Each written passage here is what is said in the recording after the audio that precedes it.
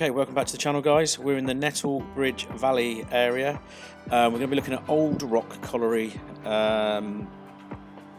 Mendip Colliery and Sweetleaze Colliery. We'll start off with Old Rock Colliery and let's go and see what we can find. Okay, right, so I'm in the area of Old Rock Colliery and Mendip Colliery. So this is Old Rock Farm. That's the drive going up towards where the colliery was. I'm not going to go in, obviously there's no trespassing, I don't want to upset people. So what I'm going to do is just to the side of it is an old track. Now this goes straight through the centre, so Old Rock is to our left and Mendip is to our right. Old Rock was financed by Jacob Mogg in 1786. This seems to be the date of the sinking.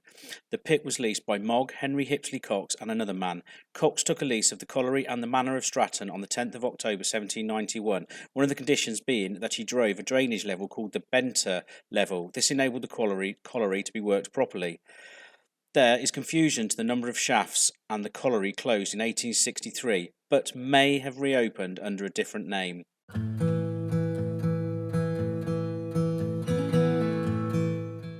The sinking of Stratton Colliery began in 1862. It was slow progress, and it is believed that the shaft was sunk on old workings. The sinkers left in October 1863, upset at only being paid £3 a week. That had to be split by the gang. New ones were found. It wasn't until 1874 that the shaft reached 1,838 feet, the deepest in Somerset. But with no rail connection, it was an expensive white elephant, and in 1879 it closed. The shaft was capped with brick and earth. Instead of becoming a derelict colliery, the National Coal Board 80 years later came along to reopen the shaft as Mendip Colliery in 1953, and a connection underground to New Rock was made. In 1962 it was estimated that it had 30 years or 3 million tonnes of coal reserves, but in 1968 due to labour shortages the pit closed. Just think how much black gold is still down there. And straight Mendip is to our right. Now I don't think that building there was part of the colliery. I might be wrong, because Stratton Colliery was closed down and reopened in the 50s and then shut again in the late 60s as Mendip Colliery, so it possibly could be. I'm just not sure, because obviously they would have used cheaper materials in the 50s, 60s to build that pit head, engine head, shaft windings. So yeah, it could possibly, I'm not sure, I doubt it, but you never know. So that's another view into straight Mendip Colliery, and obviously that's what it is now. Jackson's fine fencing.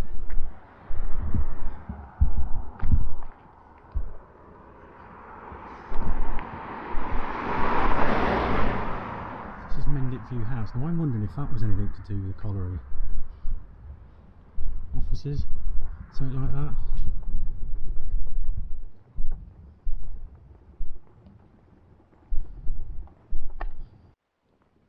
Right, so here we are coming up to the entrance of Jackson's fine fencing and gates and more. So yeah, so that down the back there, probably where all the wood was. Well, this was the area of Stratton and Mendip Colliery.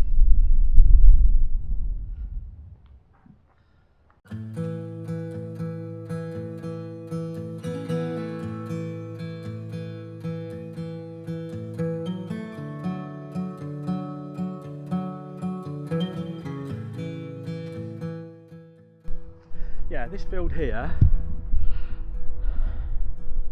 is the area of Sweetleaze Colliery. Now, looking at those bushes there is a road on the other side, and further on from the road is Mendip Colliery and Old Rock Colliery. Now, the early days of Sweetleaze are very obscure. The pit closed by 1858 at the latest. As a preparatory move to the sinking of Stratton Colliery, Sweetleaze was reopened and coal working resumed. Work on reopening started in 1861 and the winding engine installed by William Evans of Paulton Foundry, where we've been before. In September 1862, Evans had the honour of starting it up for the first time. The pit ticked along but would find itself closed in 1879, having the same problem as Stratton Colliery, the problem being no rail connection. So that's where we just took the drain off. I'm just walking back to the entrance where the footpath comes in. And I just thought, well, why is there a wooded area here? Like, why isn't that like the same with the rest of it at field? I can't get in there. Just managed to trample some of the stingers down.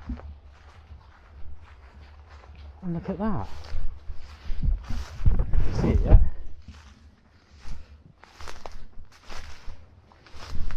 Now this is the side of Sweetleaze Colliery. I reckon that's the pit head or the base of a chimney, but yeah, I might try and see it from the road. It's well overgrown, but someone ain't got a machete with me and I called it down. See if I can see it through there. It's not a walk. Oh, what's up in there? Oh, it is crazy.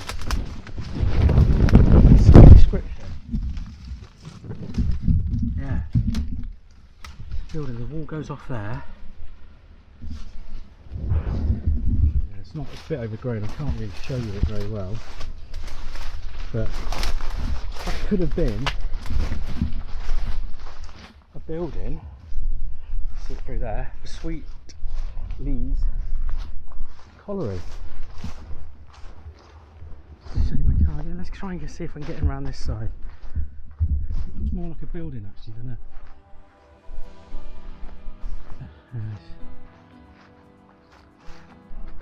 It's all overgrown.